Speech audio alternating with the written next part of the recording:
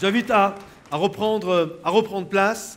J'aimerais débuter ce message en vous posant une question. Qui était là lorsque nous avons fait l'agrandissement de l'Église? Levez la main, s'il vous plaît. Ok, quelques-uns, c'est comme pour le premier, le deuxième culte, c'est pareil pour le troisième. En fait, c'est beaucoup plus. L'Église a plus que doublé depuis 3 ans. Tous ceux qui n'étaient pas là, levez la main, s'il vous plaît. Tous ceux qui n'étaient pas là. Vous voyez que c'est plus de la majorité. On était 700-800 à ce moment-là. Aujourd'hui, nous sommes un peu plus de 1500 maintenant. Et juste pour que vous puissiez réaliser un petit peu cette année le chemin, l'aventure qu'il y a eu de la construction, laissez-moi juste prendre 5-6 minutes en introduction pour vous expliquer un peu dans les grandes lignes comment les choses sont passées. En 2012, nous avons eu le projet de faire un agrandissement. Pour ceux qui ne le savent pas, là où vous voyez la sono, il y avait un mur, carrément un mur. L'église finissait là, c'était juste la partie du fond. Et toute cette partie n'existait pas, c'était à ciel ouvert. Et là, c'était un parking. Et il n'y avait pas les auditoriums en bas, il n'y avait rien de tout ça. Et donc, en 2012, on a accord de pouvoir faire cette construction. Alors, on contacte plusieurs architectes, 2 architectes plus exactement, et qui nous font, on travaille avec eux, on a un rêve, et le rêve, il faut qu'il devienne un plan. Alors, ils font tous les plans, on leur dit un petit peu toutes nos demandes, et ils font tout le plan par rapport à ça. Ils nous fixent un prix, un devis, ils nous disent c'est plus ou moins 5%. Là, nous sommes automne 2012. Et automne 2012, on fait donc tout ça et nous faisons une assemblée générale extraordinaire pour présenter le projet à toute l'Église. Et là, l'Église enthousiaste votait à l'unanimité. Et juste une personne, je crois, qui a voté non, et je ne pense même pas qu'il était de notre Église. Mais la réalité, tout le monde a embarqué, on était tous heureux et excités du projet. Et vous savez, entre le début de l'aventure et l'accomplissement de l'aventure, vous savez que la vie n'est pas un long fleuve tranquille. Hein. Vous savez que ça se passe jamais comme parfois on a prévu, même si on a un petit peu une ligne, c'est un peu plus complexe que ça. Et là, on a commencé l'aventure, donc voilà, on dépose le permis de construire à la mairie, et là, on nous dit, ça va prendre entre 1 et 6 mois. Alors, on est tout excité, on attend un mois, on s'est dit peut-être on va commencer les travaux, et fin 2014, c'est bon, tout est réglé. Et là, 1 mois passe, 2 mois, 3 mois, 4 mois, je téléphone, le dossier passe à travers 6 commissions de sécurité, des pompiers, handicapés, etc. Et là, je téléphone, ça met du temps, 3 mois, 4 mois, 5 mois, et là, j'arrive à avoir quelqu'un au téléphone, mais c'est pas normal, comment ça se fait qu'on ne nous a pas encore donné? Et là, la personne nous dit, écoutez, le dernier qui reste à valider, c'était la commission handicapée, la dernière qui reste à valider, le monsieur, c'était l'été, le monsieur est parti en vacances, donc c'est sûr que le permis, vous l'aurez pas.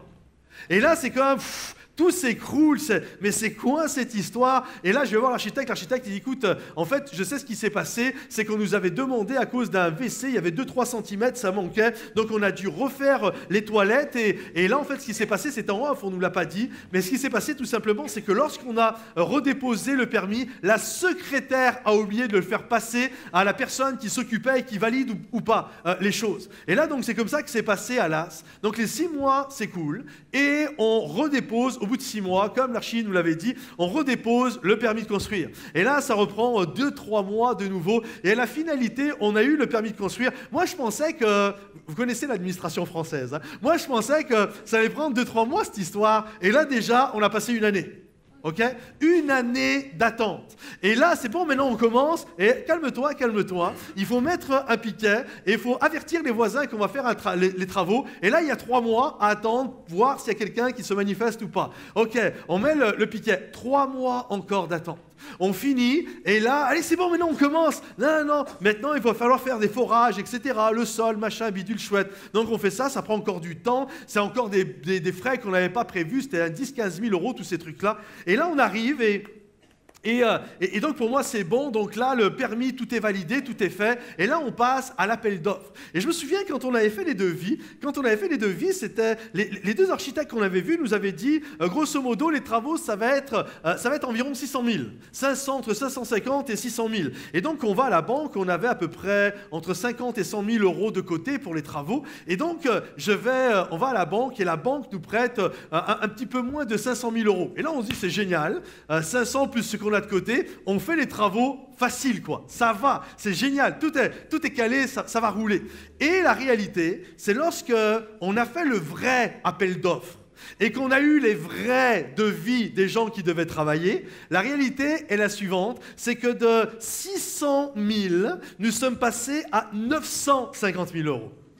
Et là, vous devez juste comprendre, l'architecte, lui, me dit ça comme si de rien n'était, tu vois, c'est 350 000 euros, mais c'est rien cette histoire, tu vois. Sauf que moi, je suis là, et 350 000 euros, je sais qu'entre le début des travaux et la fin des travaux, 350 000 euros, je les trouve où ? Vous comprenez? 350 000 euros, ce n'est pas rien. Où est-ce que je vais trouver 350 000 euros? Et là, je commence à stresser, je commence à paniquer. Je rentre à ma maison le soir, je me couche. Et là, à votre avis, ce que j'ai passé?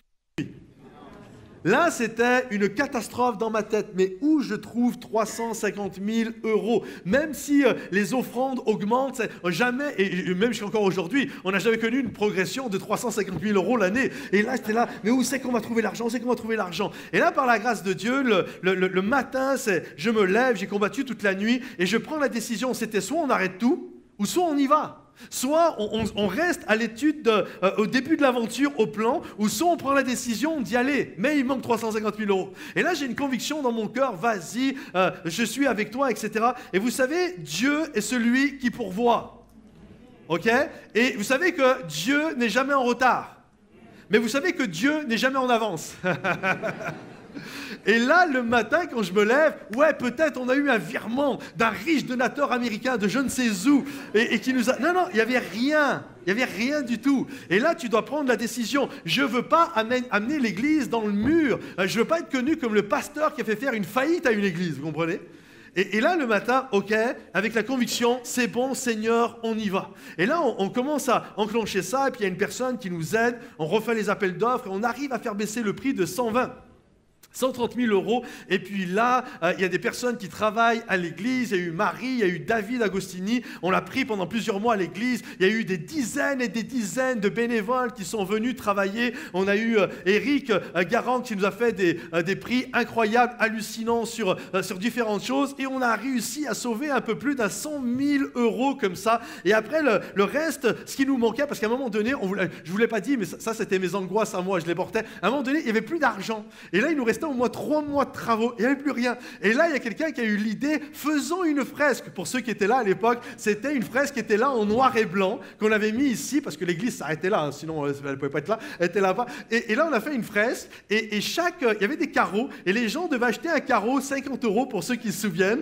et on collait le carreau, et à la fin, la fresque devait devenir en couleur, et on pouvait faire le projet en entier. Puis il y a des gens, ils ont acheté un carreau, il y en a, ils ont acheté 10, il y en a, ils ont acheté 20, 30, 40 carreaux, et on collait les carreaux comme ça, et à la finalité, waouh, gloire à Dieu, on a réussi à construire l'église. Vous avez le droit d'applaudir.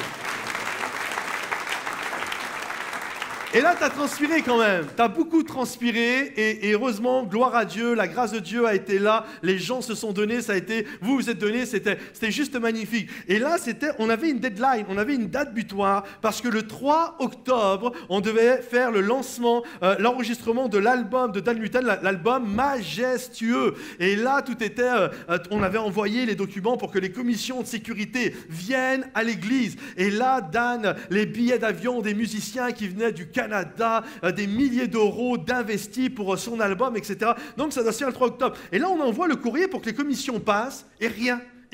Et Marie les relance, etc. Et au bout d'un moment, on reçoit une lettre comme quoi ils allaient arriver fin octobre. Non, même pas, début novembre, je me souviens, 20 novembre, c'était la date. Et là, mais c'est pas possible.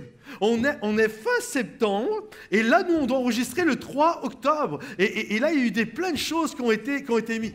Et là, on réécrit, puis je dis, bon, je vais aller voir la mairie. Et je me souviens, j'étais sur le parking de la mairie, et j'avais pris rendez-vous avec un adjoint au maire, et là, je reçois un email. Et l'email, c'était une newsletter, et qui me dit ceci, garde confiance en Dieu, il est celui qui ouvre la mer Rouge. Gloire à Dieu. Combien savent que des moments, un verset de la Bible, ça peut changer ta journée? Et là, j'y vais fort, tu vois, avec ça. Je me dis, c'est bon, Dieu, tu vas ouvrir la mer. Je ne sais pas comment tu vas faire, Seigneur, mais tu vas ouvrir la mer Rouge. Et là, je tombe sur l'adjoint au maire et je lui explique. Et là, le gars, il me prend à corps comme si je suis son fils, j'en sais rien. Ça devient mon avocat. Il téléphone à la responsable des commissions de sécurité. Il dit, je ne vous laisse pas le choix, il faut que vous veniez. Le concert, c'est le 3 octobre, l'inauguration, normalement. Il faut que vous veniez le 2 octobre. Il faut que tout soit bouclé, etc. Et la femme au téléphone, oh, ok, très bien. Et vous savez quoi? Ils sont venus prévu le 2 octobre. Et le 3 octobre, nous avons fait cette soirée de louange magnifique et incroyable. Une soirée où on a pu louer le Seigneur. L'inauguration, c'était une soirée de louange et d'adoration. Et je crois que c'était bien pour notre Église de vivre ça. Alors que tous ceux qui sont reconnaissants à Dieu, que ce qu'il commence, il l'achève et l'accomplit parfaitement, applaudissent vraiment le Roi des Rois. Tout ceci, pour vous dire cela, c'est que lorsque nous démarrons une aventure, croire que nous allons du début de l'aventure, du premier jour jusqu'au dernier jour, que ça va être un long fleuve tranquille, qu'il ne va y avoir aucune galère, aucune tension, aucune peur, aucune angoisse, j'aimerais vous dire, ça se passe jamais comme ça. Lorsque nous commençons à démarrer une aventure, il y a comme une conspiration d'interruption qui va tout faire pour que nous ne vivions pas ce que Dieu avait prévu que nous vivions. Mais gloire à Dieu, ceux qui restent avec le focus sur la vision que Dieu leur a donnée, je crois qu'ils vont avancer. Et Dieu, même s'il y a des tensions, même s'il y a des tentatives, même s'il y a toutes sortes de complications, je crois qu'avec Dieu, nous pouvons vivre ce que Dieu a prévu. Et applaudissez une dernière fois le Roi des Rois.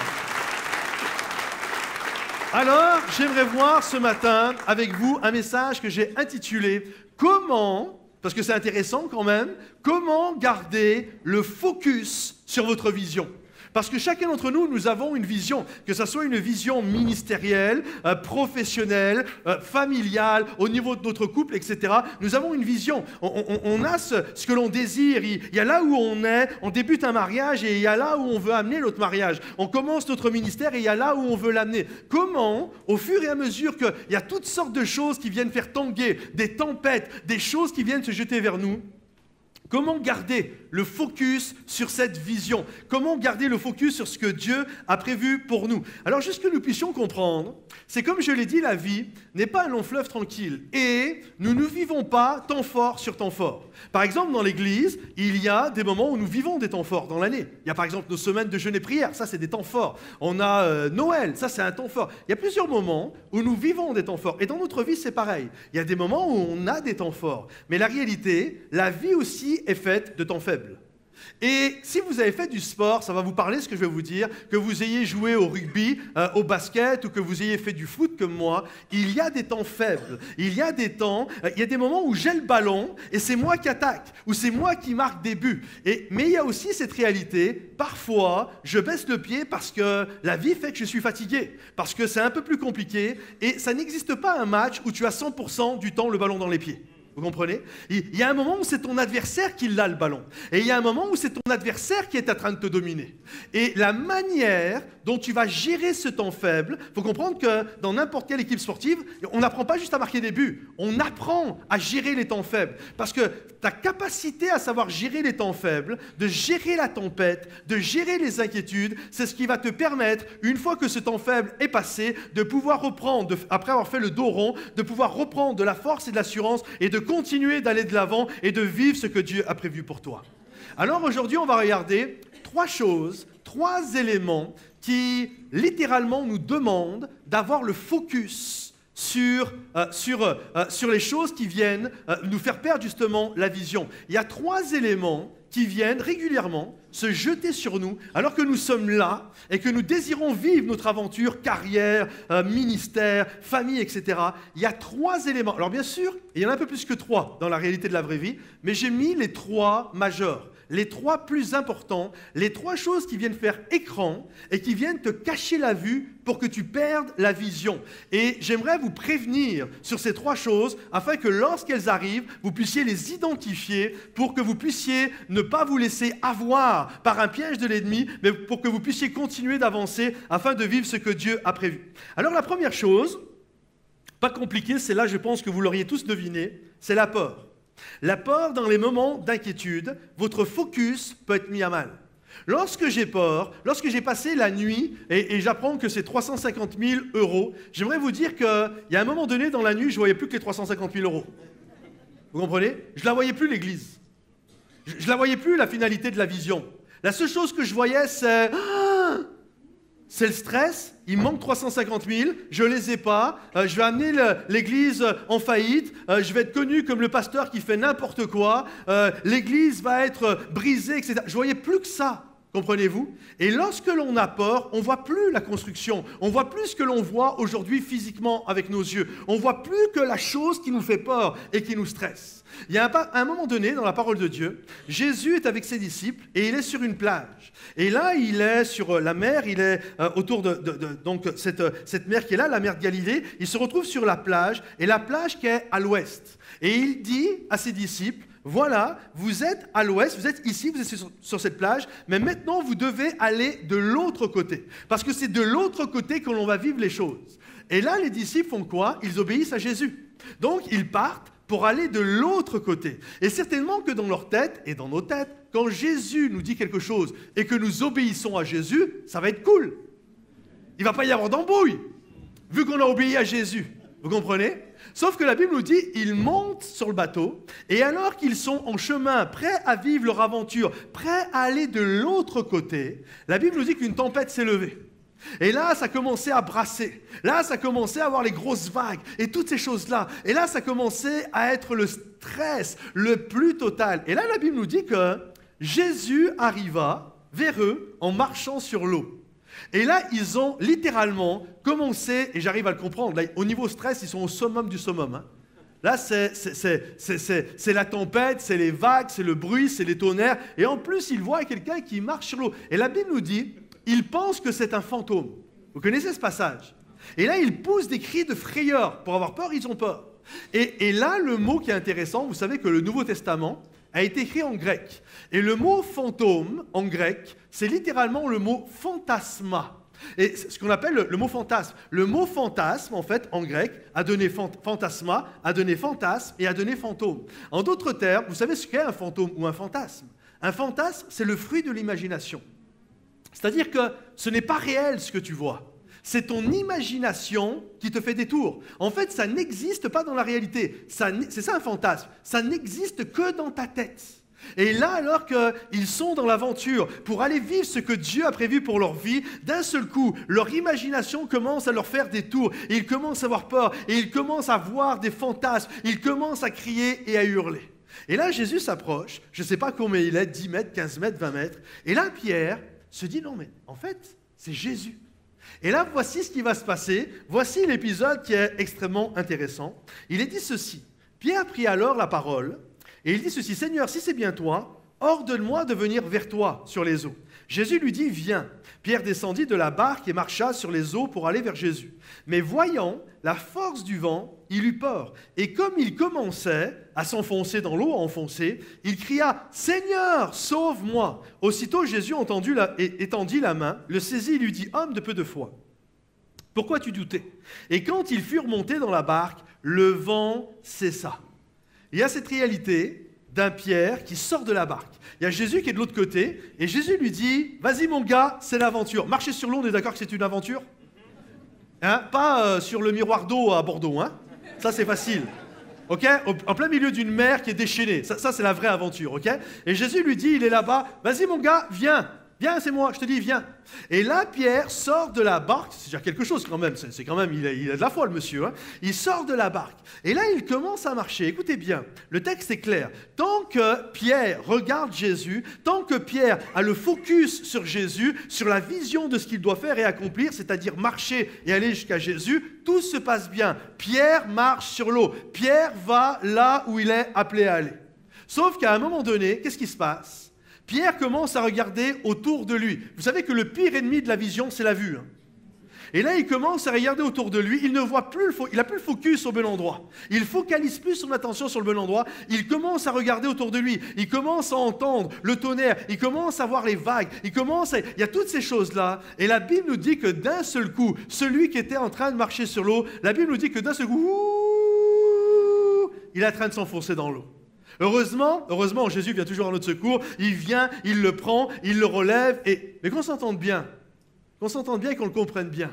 Pierre, l'objectif était d'aller jusqu'à Jésus. Alors, je ne critique pas Pierre. Ce qu'il a fait, peut-être je ne l'aurais jamais fait de ma vie. Et c'est juste incroyable, magnifique ce qu'il a fait. Mais la finalité, il n'a pu vivre que la moitié de l'expérience qu'il devait vivre parce qu'à un moment donné, la peur a fait un écran, l'a empêché de voir Jésus et sa peur ne faisait que le faire regarder ce qu'il y avait autour de lui et il a commencé à s'enfoncer. Il n'y a rien de pire que la peur. La peur t'empêche de vivre ce que Dieu a prévu pour ta vie.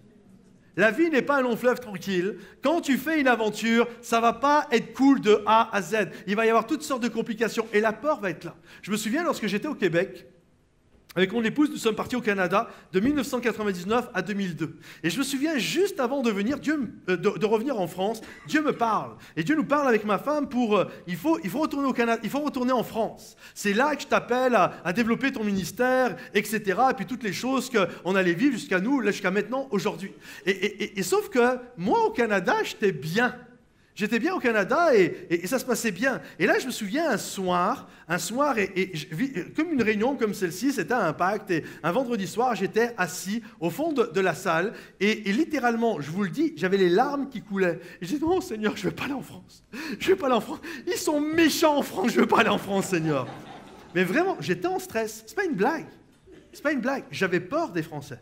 J'étais un Français moi-même et j'ai grandi dans les églises en France. Et je sais toutes les critiques qu'il peut y avoir contre les pasteurs, et c'est jamais bien, et c'est jamais ceci, etc. Et j'avais peur des gens, et j'avais même peur des pasteurs, je les trouvais pas gentils, et j'avais peur de tout ça. Et j'ai dit, Seigneur, ça va pas, je veux pas aller là-bas. Et j'étais aveuglé par ma peur. Alors que Dieu nous avait parlé clairement pour revenir en France, j'étais tétanisé. Et la peur, je voyais pas momentum à ce moment-là. Je voyais juste des gens qui voulaient mon mal, vous comprenez ?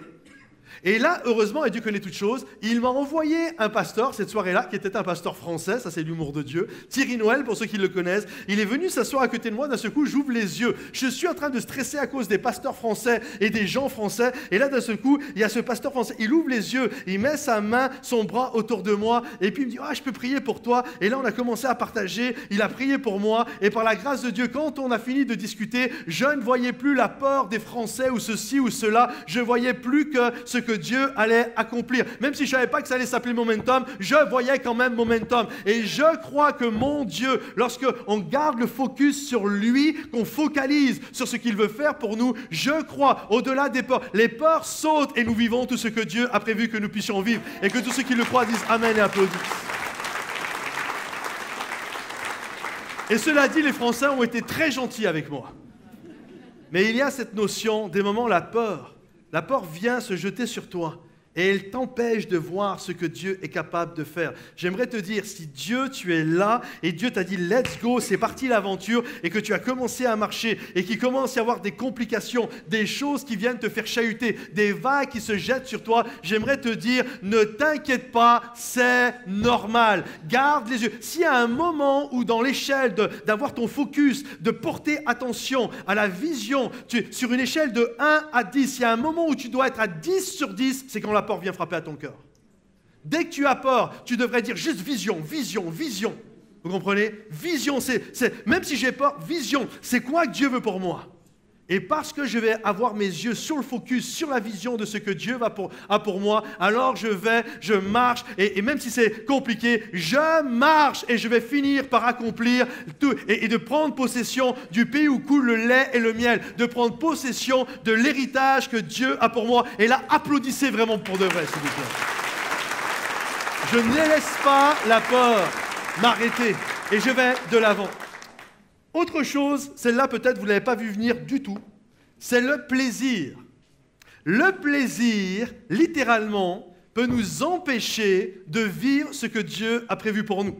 Le plaisir peut influencer le focus dans l'instant, car vous risquez de prendre vos décisions en fonction de votre plaisir et non en fonction de votre vision.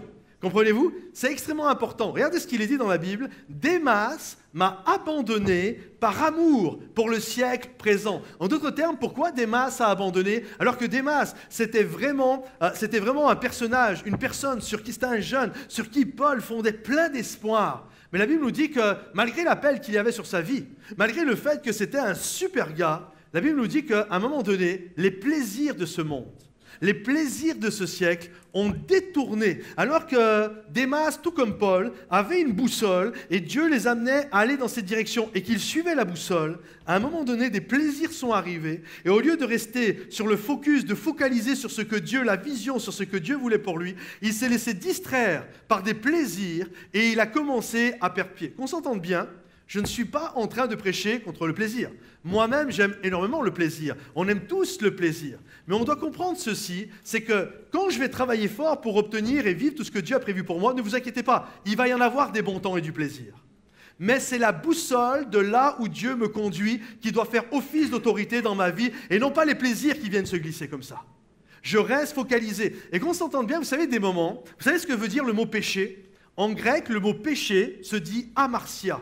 Et amartia, ça veut dire littéralement, mot pour mot, ça veut dire rater la cible. C'est ça le péché. Ça veut dire que j'ai une boussole et ça me montre la cible. Patrice, il faut que tu ailles là. Ok ? Si je ne vais pas là, où la boussole du Saint-Esprit veut me conduire, et que je vais dans un autre endroit, ou que je suis une autre route, je suis en train de pécher. La plupart des gens, écoutez bien, parce que ça c'est très important, la plupart des gens pensent que péché égale impureté, immoralité. Ok ? La plupart des gens pensent que c'est ça. Le péché, c'est de faire le mal. C'est ça le péché. J'aimerais vous dire non. Qu'on s'entende bien, l'immoralité, l'impureté, le mal sont des péchés. Égale péché. Mais péché, ça ne veut pas dire que ça. Et dans la plupart des gens, on pense que péché, ça veut dire ça. Je vais vous donner un exemple à travers ma propre vie. Je me souviens, lorsque c'était en 2004, je suis avec mon épouse, mes enfants, on est sur Givors. Je suis pasteur de jeunesse. Un beau groupe qui grandit, etc. Et là, j'étais pasteur stagiaire, et je finis un premier stage, et je dois partir.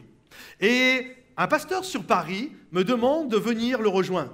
Et là, dans mon cœur, waouh, ça fait écho. Ça, c'est génial. Ça, c'est mon plaisir. Moi, j'aime Paris. J'aime cette ville. Je sais qu'il y en a, ils n'aiment pas Paris, mais moi, j'aime Paris. Je la trouve tellement belle, cette ville. L'architecture, la culture, tout ce qu'il y a. J'aime Paris. Et pour moi, ça parle à mon cœur. Et en plus, ce pasteur est pasteur du plus grand groupe de jeunesse quasiment qu'il y a en France. 300 jeunes adultes. Il me dit, tu deviendras le pasteur de jeunesse. Et là, je te donne un bon salaire. Je n'avais pas de salaire. Je te donne un salaire, je te donne la plus grande jeunesse de France. Et en plus, tu es à Paris.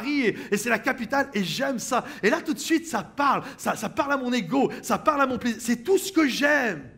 Et là, alors que je suis en train de réfléchir là-dessus et de prier là-dessus, de méditer là-dessus, d'un seul coup, on me fait une autre proposition. Et là, on me dit, voilà, ça serait bien que tu ailles à Beaune. Il y en a qui connaissent Beaune ? Vous connaissez Paris ? Ok ? Et là, on me dit, tu vas aller à Beaune. Et Beaune, c'est où Beaune ? Tiens, c'est Paris, je sais où c'est, tu vois. Mais Beaune, c'est où? En fait, c'est une petite ville posée au milieu des vignes de Bourgogne, une magnifique ville du reste, mais une petite ville posée sur les vignes de Bourgogne. Et là, il y avait une église avec 28 adultes et il y avait 8-9 enfants. Au total, 35 personnes, un peu moins de 40. Et là, tu comprends que moi, là, ça me faisait moins plaisir.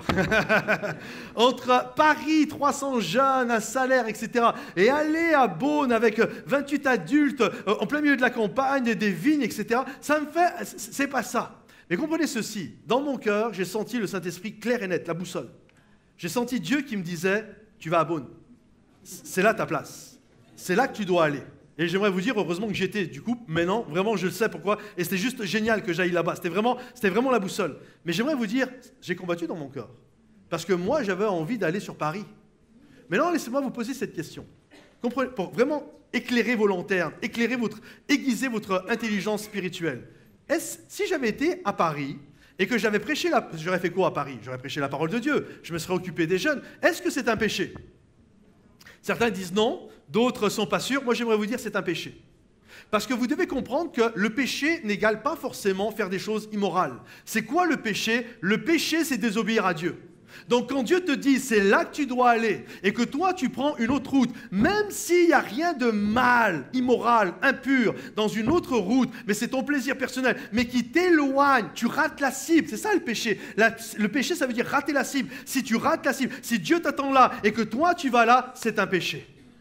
Comprenez-vous? Pourtant, j'aurais prêché la parole de Dieu, je me serais occupé des gens. Mais le péché vient de ce que je ne suis pas en train de suivre, la boussole du Saint-Esprit. Dieu veut me conduire là et finalement, j'en fais qu'à ma tête. Je vais sur un autre chemin. Il y a cet appel à réaliser que si je veux avoir cette intelligence et vivre ce que Dieu a prévu pour ma vie, je ne dois pas suivre mes plaisirs et ce que j'aime bien. Je dois suivre ce que Dieu a prévu pour moi parce qu'à la finalité, on ne le regrettera jamais et on sait au fond de nous que c'est toujours le meilleur chemin que Dieu a prévu pour nous. Vous pouvez applaudir si vous voulez applaudir. J'ai noté ceci, ce n'est pas sur une diapo, alors écoutez-moi bien. Le plaisir influence le focus dans l'instant. Au moment présent, ça l'influence. Il faut reprendre les rênes en main. Sinon, vous risquez de prendre vos décisions en fonction de votre plaisir et non en fonction de la boussole. Laissez-moi vous donner d'autres exemples. Imaginez, ça je l'ai déjà vu, c'est des choses vécues. Imaginez que Dieu, vous êtes à 400, 500, 600 km de là et Dieu vous dit déménage sur Bordeaux parce que tu as un travail à faire dans cette ville, qu'il soit ministériel ou professionnel, peu importe. Dieu t'amène et te dirige ici. Ok? Et là, tu te dis, bon, mon travail va se faire sur Bordeaux et je vais rejoindre l'église Momentum. Je pourrais prendre d'autres exemples, je prends ici parce qu'on est là. Et c'est là que tu dois rejoindre, c'est l'église que tu dois rejoindre. C'est là où tu vas te développer et tu vas faire tel travail, telle affaire ou tel ministère dans la ville de Bordeaux. Et là, c'est génial, oui, c'est la boussole, Dieu me conduit là. Et alors que tu es en chemin et que tu commences à regarder, tu t'aperçois la rive droite, j'aime pas trop les maisons ici, la rive gauche, c'est hors de prix. Et là, il y a des choses, mais ça fait pas, t'as pas le coup de foudre. Et là, tu vois une maison qui serait à 1h15, 1h30 d'ici, et c'est la maison que t'aimes bien, celle qui te fait plaisir, la jolie petite maison en pierre, avec des belles fleurs, ça a du charme, cette maison, elle a une âme, etc. Tout est chouette, tout est là. Et là, tu te dis, finalement, je vais aller là. Ta boussole te dit, vas-y pas. Lâche pas, vas-y pas. Vas-y pas, vous comprenez? Mais toi, tu es là, et là, d'un seul coup, au lieu de faire ton choix en fonction de la boussole, en fonction de ce que Dieu veut pour toi, tu es en train de faire un choix sur ce qui te fait plaisir. Et quand tu fais ça, et je l'ai vu tout le temps, écoutez bien mes bien-aimés, je l'ai vu tout le temps, tous ceux qui font des choix par plaisir et non selon la boussole de là où Dieu les conduit, tous ceux qui ont fait ça finissent par se planter lamentablement. Alors il y a ceux qui, disparaissent, puis tu as ceux qui se réveillent en disant non, là vraiment j'ai fait une erreur, ils se ressaisissent et reviennent là où la boussole les conduit. Comprenez-vous? Et il y a toujours cette notion. Tu es au début de l'aventure de ton mariage. Tu es là, oui, je t'aimerai, à la vie, à la mort, tu es belle, tu es beau, on s'aime, etc. Et là, on commence à marcher, c'est l'aventure du mariage. Et au fur et à mesure que l'on marche, qu'on avance dans l'aventure du mariage, les années passent, les kilos arrivent, les cheveux tombent, les rides arrivent pour toi, ton épouse. Et là, d'un seul coup, il y a une fille plus jeune qui est là, qui se pointe, qui te fait des yeux de biche. Et d'un seul coup, la boussole, elle te dit, non, va là, c'est là que tu dois aller dans ton mariage. Et là, d'un seul coup, mais ça me fait plaisir aussi. Combien savent que ceux qui font ça, qui suivent le plaisir et qui ne suivent pas la boussole, combien savent qu'ils vont se casser les dents et vont le regretter amèrement? Si tu peux mettre l'autre diapo, j'ai noté ceci. La douleur, tu peux mettre la diapo s'il te plaît, la douleur de l'effort n'est rien à comparer de la douleur des regrets. Comprenez-vous? La douleur de l'effort n'est rien. De garder le focus sur ce que Dieu veut pour moi n'est rien par rapport à la douleur des regrets. Alors j'espère que vous êtes avec moi. Je ne vais pas choisir toutes sortes de choses, mais si j'ai la boussole et que la boussole me dit que je dois aller au nord, que je dois aller dans telle direction, que je dois aller là où Dieu m'a conduit, c'est ma boussole que je suis et non pas les tentations qui viennent se dresser devant moi et que tous ceux qui le croient applaudissent, s'il vous plaît, bien sûr, le roi Dieu.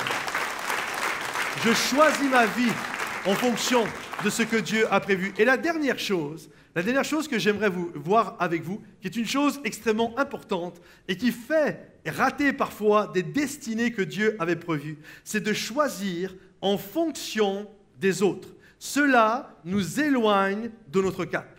En d'autres termes, tu es là, tu as ta boussole et tu sais que le Seigneur t'appelle à aller au nord. Okay? Donc c'est là où tu vas. Et vous allez voir que régulièrement, il y a des gens qui vont venir vous voir, qui vont vous tapoter sur l'épaule en disant « Hey, tu veux pas me donner un coup de main? Toi, tu es là, ok, on va là. Non, mais moi, je dois aller au sud. J'aimerais vous dire ceci, si vous ne savez pas dire non, vous allez rater plein de choses dans votre vie. Regarde ton voisin et dis-lui, apprends à dire non. Vas-y, dis-lui, apprends à dire non. Apprends à dire non. Vous comprenez? Apprends à dire non. Parce que, écoutez bien, ne racontez pas votre vie, il fallait juste dire ça. Fallait pas lui donner un témoignage du truc là. Ok? Parce que si tu ne sais pas dire non, écoutez bien, si tu ne sais pas dire non, il y a toujours une conspiration d'interruption, des gens qui vont venir vers toi, ouais, puis j'ai besoin de toi, puisque tu ne peux pas venir me donner un coup de main pour ça, etc. Et alors que toi, tu étais en chemin, d'un seul coup, tu t'arrêtes. Et tu commences à aller dans d'autres directions qui n'étaient pas prévues pour toi. Et ça, Jésus lui-même l'a vécu. À un moment donné, la Bible nous dit que Jésus était dans une ville. Et là, il y a des choses magnifiques qui prennent place. Comme à chaque fois où Jésus est là, il y a des guérisons, il y a des restaurations. Et lorsque la journée passe, la Bible nous dit que Jésus va se retirer, il va aller dans un endroit, il va se mettre à prier. Et le lendemain, il reprend la route. Il doit aller ailleurs. Et il y a sa boussole qui lui dit, mais non, tu quittes cet endroit et tu vas aller ailleurs. Tu dois aller dans une autre ville. Et là, il y a des gens, non pas parce qu'ils ne l'aiment pas. Les gens, quand ils veulent nous retenir, lorsqu'ils nous demandent des choses, ce n'est pas par méchanceté. Ce n'est pas parce qu'ils veulent que vous ratiez votre vie, absolument pas. Mais ils sont là et ils viennent et ils commencent à vouloir te retenir. Et regardez, Jésus l'a vécu. Regardez ce qui s'est passé. Dès que le jour parut, donc c'est Jésus, sorti et alla dans un lieu désert. Une foule de gens se mirent à sa recherche. Ils veulent que Jésus revienne dans la ville. Et ils arrivèrent jusqu'à lui. Ils voulaient le retenir, afin qu'il ne le quittât point. Mais il leur dit, il faut aussi que j'annonce aux autres villes la bonne nouvelle du royaume de Dieu, car c'est pour cela que j'ai été envoyé. Et il prêchait dans les synagogues de la Galilée. Amen. J'ai demandé aux musiciens, s'il vous plaît, de revenir. Il y a cette réalité, Jésus est là et on veut le retenir. Non, Jésus, va pas là-bas. Et Jésus, mais ma boussole me dit d'aller là-bas. Mon appel n'est pas être juste là. Mon appel, c'est aussi d'aller dans cette ville. Et puis après, d'aller dans telle autre ville. Et puis après, d'aller dans telle... Ça, c'est ma boussole. Et il y a des gens, est-ce que les gens qui veulent le retenir, c'est parce qu'ils ne l'aiment pas? Absolument pas. Ils le retiennent, c'est même l'inverse. Ils veulent le retenir parce qu'ils l'aiment. Et il y a cette réalité, moi je l'ai vécu, quand j'ai voulu partir faire mes études au Canada, il y avait toujours des gens qui venaient me donner les 15 bonnes raisons de pourquoi je devais rester là. Vous comprenez? Et en fait, c'était pas méchant, ils m'aimaient. Mais à un moment donné, écoute mon gars, je t'aime bien, vous êtes tous géniaux, mais la boussole me dit d'aller là. Alors je suis mon appel. Je fais ce que Dieu me demande de faire, que ce soit dans mon mariage, que ce soit dans ma santé, que ce soit dans mes finances, que ce soit dans mon ministère, que ce soit dans ma carrière professionnelle. J'avance là où Dieu me demande d'avancer. Il y aura toujours une conspiration d'interruption. On sera toujours envahi de mails. Toujours un mail, et puis plein de mails à régler, et puis plein de rendez-vous à faire, et puis toutes sortes de choses qui viennent se jeter vers nous. Il y a toujours plein de choses qui vont venir pour nous empêcher finalement d'avancer là où Dieu désirait que nous avancions. Je crois qu'à un moment donné, c'est bien, toutes les choses, toutes les sollicitations, tout ça c'est bien, mais ce qu'il y a de mieux, c'est de faire ce que Dieu nous a demandé de faire. Alors je continue et j'avance. Je vais de l'avant et je vis ce que Dieu a prévu pour moi. Certains peuvent se dire, ah ben moi je pensais quand même dans les trois, tu allais mettre le diable. J'aimerais vous dire, je n'ai pas besoin de mettre le diable, parce qu'en fait le diable se sert de ces trois choses en règle générale. C'est des Goliaths, c'est des géants de la peur qui viennent se dresser et qui t'empêchent de voir. Toi, tu es là et ta vision, elle est là. Et il se met comme ça, il t'empêche de voir. Comprenez-vous? C'est les tentations de plaisir qui vont te détourner. C'est même des gens qui t'aiment bien. Vous connaissez le passage alors que Jésus est avec sa boussole? Où est-ce que tu vas? Je vais à Jérusalem, c'est là, je dois accomplir la croix, je dois mourir pour que les gens puissent être pardonnés de leurs péchés. Et là, qu'est-ce que Pierre fait? Pareil, il essaye de le retenir parce qu'il l'aime. Mais non, Jésus, fais pas ça. Et vous savez ce que Jésus a dit à Pierre? Arrière de moi, Satan. Comprenez-vous? Il y a cette notion de toutes ces choses qui viennent pour nous empêcher, pour nous faire perdre le focus sur la vision que Dieu a pour nous. Mais j'aimerais vous encourager aujourd'hui en vous disant, quel que soit l'écran de fumée qui se met devant vous, peut-être c'en est un, peut-être c'est les deux, peut-être c'est les trois, mais j'aimerais te dire qu'au nom de Jésus, cet écran puisse être brisé. Et même s'il y a toutes ces choses qui viennent te tirailler, je ne raterai pas le but que Dieu a prévu pour ma vie. Je veux voir clair, je veux accomplir ce que Dieu a prévu. Alors si aujourd'hui, Tu es dans ce lieu et peut-être que tu t'es arrêté, peut-être que tu es à l'arrêt, tu es carrément à genoux, peut-être tu as pris un autre chemin, peut-être tu pleures parce qu'à ce moment tu as l'impression que tout est terminé. J'aimerais te dire, vis ce que tu as à vivre avec Dieu, pleure ce que tu as à pleurer, demande pardon si tu dois demander pardon, mais ensuite relève-toi, repens-toi, c'est-à-dire remets-toi sur le bon chemin, sur la bonne cible et va de l'avant parce que ton Dieu, même si c'est toute une aventure, même s'il va y avoir des complications, ton Dieu est là et il va t'attendre pour que tu puisses vivre ce qu'il a prévu pour ta vie et que tous ceux qui sont d'accord avec ça disent Amen et applaudissent le roi des rois. Est-ce qu'on peut se lever tous à notre place? Est-ce qu'on peut se lever juste là où nous sommes et étendre nos mains vers le roi des rois? Juste là où tu es, commence à prier. Seigneur notre Dieu, je te prie pour toutes les personnes qui sont dans ce lieu. Je te prie que ta grâce puisse environner chaque homme et chaque femme dans ce lieu. Je prie pour que ta bénédiction soit le partage de chacun. Je prie, Seigneur mon Dieu, alors que chacun est en chemin vers l'accomplissement des bons plans et des projets que tu as pour nous, alors que des écrans viennent cacher la vision, alors que des choses viennent nous faire peur, nous inquiéter pour notre lendemain, alors que des choses viennent nous tenter pour prendre plus de plaisir, alors que des gens même nous envahissent nos boîtes mail, envahissent de toutes sortes de choses et d'actions et nous disent non, tu devrais faire ceci ou aller là. Je prie, Seigneur mon Dieu, pour des hommes et des femmes qui vont voir au-delà de l'écran, au-delà des complications, au-delà des peurs et des craintes, au-delà des angoisses, au-delà du plaisir immédiat, au-delà de toutes les actions qu'ils peuvent se jeter sur eux. Et je prie, mon Dieu et mon roi, qu'ils puissent vivre et accomplir ce que tu as prévu pour leur vie dans le nom de Jésus. Et juste là où tu es,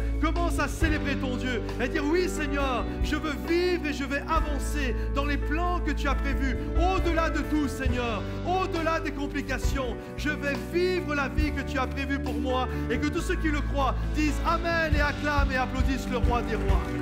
Alléluia.